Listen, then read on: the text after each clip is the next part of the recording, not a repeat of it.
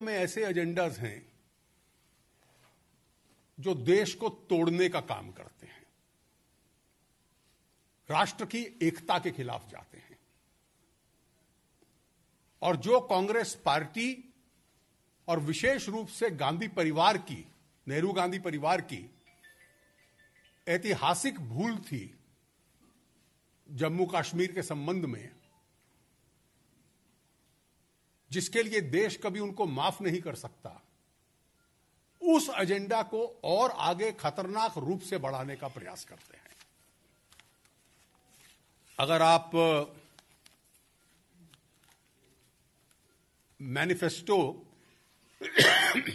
में 35वें पेज पे point number 30 है, बहुत इनॉक्यूलस सरलता के साथ उसमें घुसाया गया है कि रूल्स, रेगुलेशंस और कानूनों का रिव्यू होगा। मेरा एक अनुभव था जब 2004 से लेकर 10 तक, हम 14 तक विपक्ष में बैठते थे उस 10 वर्ष के लिए, जब भी कांग्रेस के बजट आते थे तो मैं पहले दिन उन घोषणाओं को विश्वास नहीं करता था, क्योंकि मुझे मालूम था कि उनके बजट्स में हमेशा जो डेवल होता है, the devil was always in the detail. तो जब तक उसके एनेक्शर्स ना पढ़ लिए जाएं तब तक वो पूर्ण रूप से समझ में नहीं आता और उनकी नीयत स्पष्ट नहीं होती। अब इसमें क्या क्या कहा गया राष्ट्रीय सुरक्षा के नाम पर, यह स्पष्ट है कि जितना अधिक आतंकवाद हिंदुस्तान को झेलना पड़ा है पिछले 72 वर्षों में, किसी और दुनिया के देश को नहीं झेलना पड़ा। आतंक के खिलाफ हमारी लड़ाई 26/11 को शुरू नहीं हुई थी। जो देश को तोड़ना चाहते थे वो तो इस देश में कब से सक्रिय थे।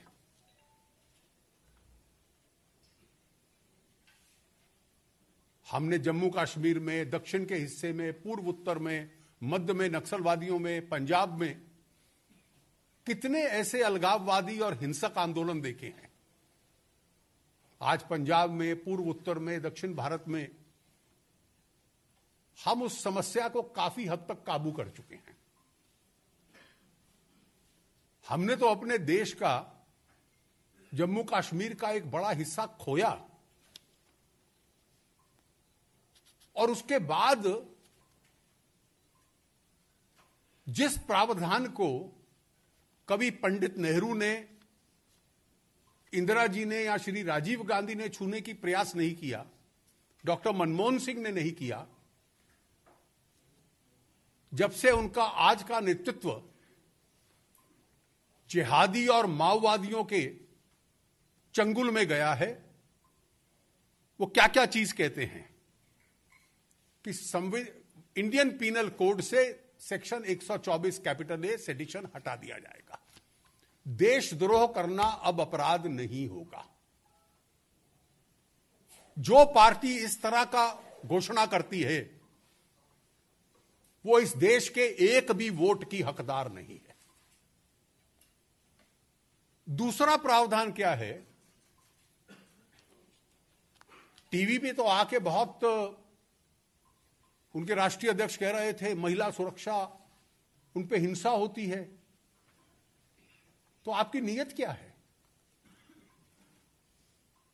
ठीक है, छोटे मामलों में लोगों को जमानतें मिल जाती हैं। मैनिफेस्टो में लिखा है उसी पेज पे कि सीआरपीसी को बदला जाएगा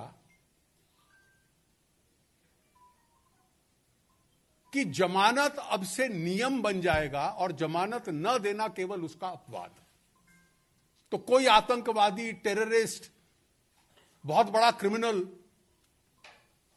यह तो न्यायपालिका का फंक्शन है।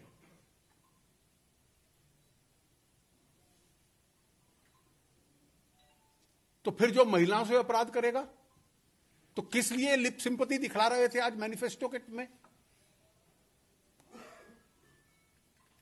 जो बड़े बड़े घटनाएं करते हैं सीआरपीएफ के, स्टेट पुलिस के लोगों को मारते हैं, यह प्रावधान डाला गया है इस देश के माओवादियों की और जिहादियों की रक्षा करने के लिए कि कुछ समय के पश्चात उनको जमानत मिल जाए।